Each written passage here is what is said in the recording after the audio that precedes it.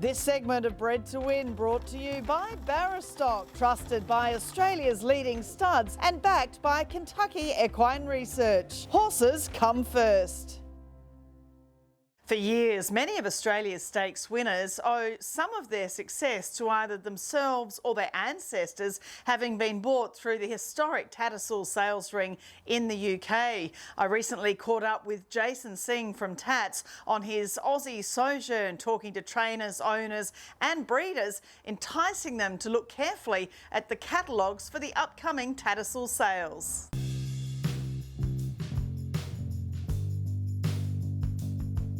At 2 million, how about 5? So would you now? 2 million, 3, would you go again now? Lake Forest bursting home on the rails. Lake Forest. Sir Delius wears it down, and it's Sir Delius. Allow Cancer, big winner, 3 out of 3 this preparation. Jason, welcome back to Australia. It's really great to see you here again representing Tattersalls, and you've had a bit of a whirlwind week, I understand. Yep, we, Jenny McAlpine and myself have been doing this for more than 10 years now, and we come and visit a range of different clients, trainers, owners, agents and breeders. So looking to attract them to come up to the sales in Newmarket at Tattersalls, in the next 2 or 3 months. We've got a busy time ahead. We've got the yearling sales kicking off at the start of October. The end of October is the horses in training sale, and then about 4 weeks later is the December breeding stock sale. So plenty to promote. Well, so many of these horses, we'll go through some of the recent winners. Of course, Via Sistina is one of the most recent Group 1 graduates from the sales from Tattersalls. But each of the sales is different in terms of the buyers you're attracting from Australia, aren't they? Yeah, absolutely. We get, if we start just in date order, the October yearling sale, we get a mix of people. Some people looking to buy yearlings who just to try and get in before a horse becomes a little bit too expensive once it's shown ability on the racecourse. They'll buy yearlings, try and bring them down here early. Perfect example of that recently has been Russian Camelot. John Wheeler bought and put in training with Danny O'Brien, had great success with that. There's been plenty of other horses over the last few years, horses like Grand Promenade, Sign Off, that the Hayes family have done well with, Jerry Ryan has done well with. But then there's also owners who wish to have horses in training in Europe, and they'll come and buy some yearlings from us and keep them in training in England or Ireland. The horses in training, virtually all of those horses in training that we sell to the Southern Hemisphere, and last year just from the horses in training sale itself, we would have sold approximately 60 horses in training to the Southern Hemisphere. All of those horses get exported, brought down here, and that market has just got stronger and stronger over the last decade or 15 years. It all started with Chris Waller about 15 years ago, coming and buying a few cheap horses so that he could get his career off to a quick start. Those horses came down here, won Saturday races. He came back. Other people started to notice soon after that, and now it's got to a point where the Australian buyer is probably our strongest market. And so it's important for us to come down here, see those trainers, their owners, thank them for their business, and hopefully get them up for a bit more business. And that the reason they keep coming back is success. The number of good horses down here. I ran some stats just before I came, just to see where things were at, and I worked out that since 2022, graduates of the Tattersalls Autumn Horses in Training Sale have won 53 stakes races in Australia. So it's a remarkable stat, including horses like Royal Patronage, like Zaki, like Knight's Order, the latest star, Sir Delius, who looks an exciting horse. That success is what keeps buyers keep coming back to the horses in training sale.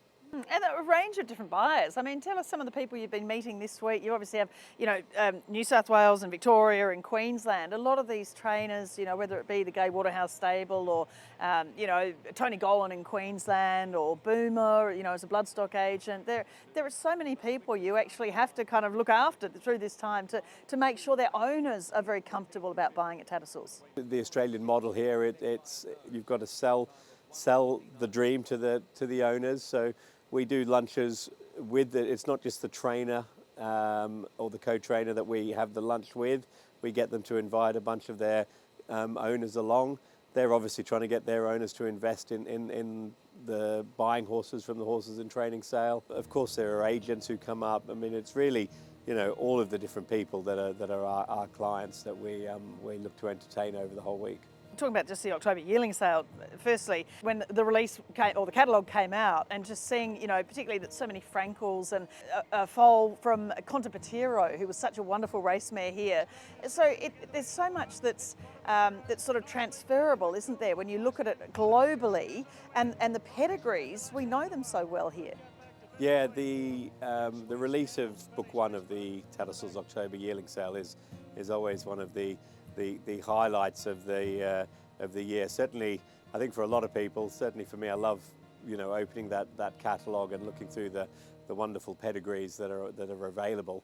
The European bloodstock has never had the quality of stallion power, certainly in the last 3, 4, 5 decades, that it does at the moment. And so you open a catalogue like that, which is the cream of the European yearling crop, and you've got 30 Frankels, you've got 30 See the Stars, you've got 30 Lope de Vegas, Wootton Bassett's got 30 horses in. So all of these so-called super stallions are represented by huge numbers of yearlings. And so anybody who wants to race a horse by one of those stallions, there's no better place to start than that catalogue.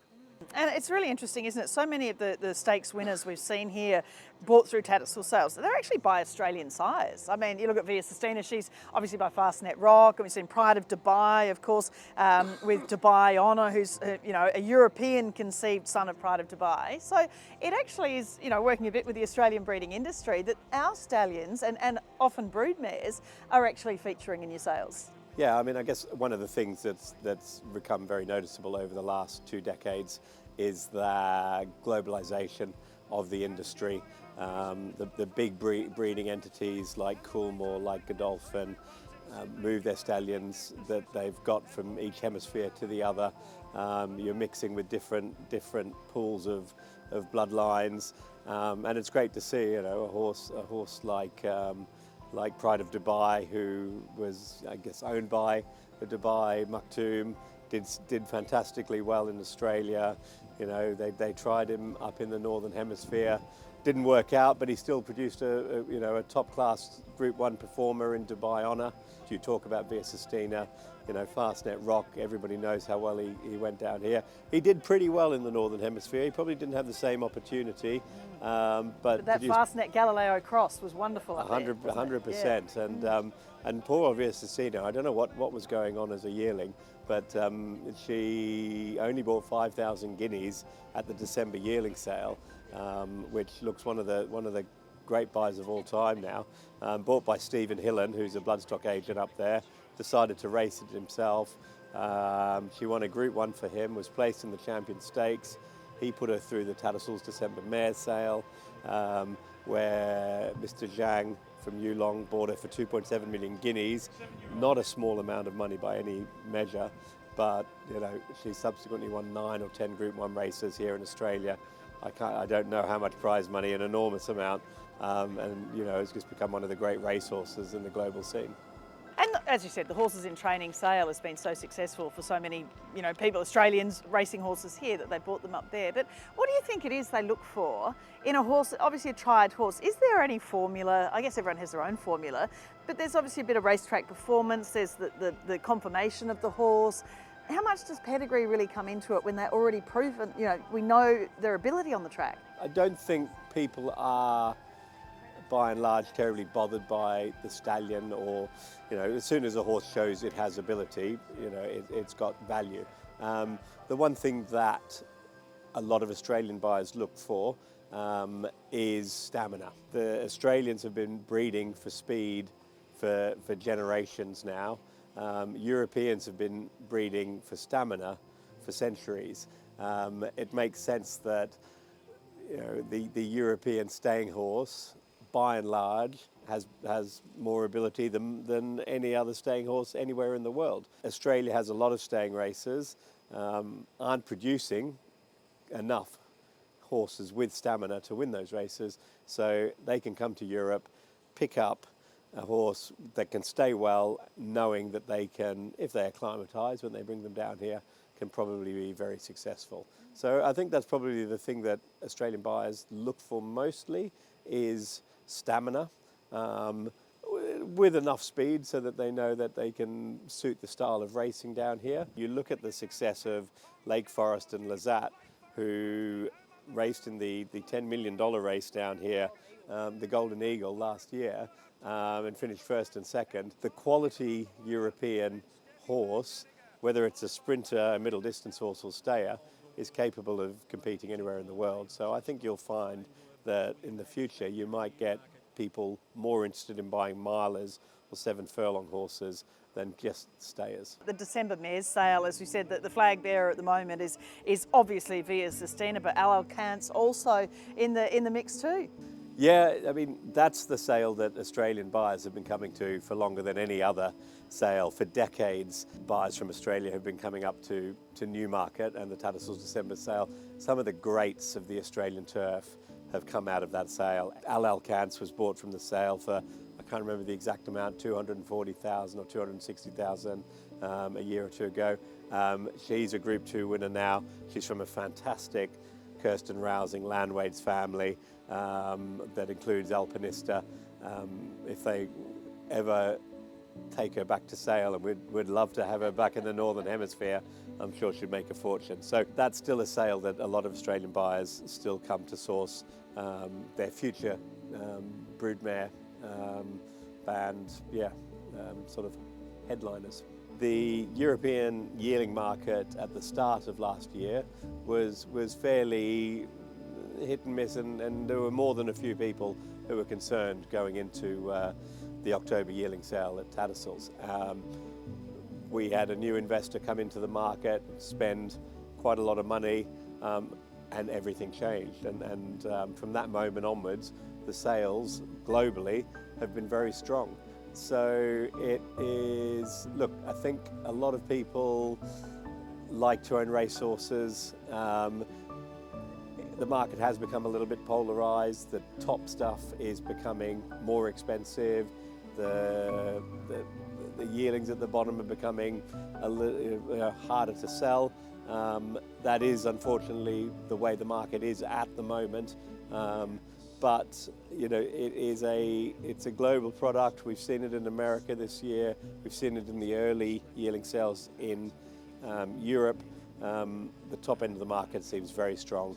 And so going into the October yearling sale at Tattersalls, we never go into these things confident.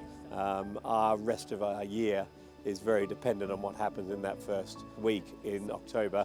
It's the premier yearling sale in Europe. If it goes well, the rest of our year normally goes well. So whilst we know we've got a great catalogue, the market seems fairly resilient at the moment. We're always a little bit cautious and hopeful ahead of that week.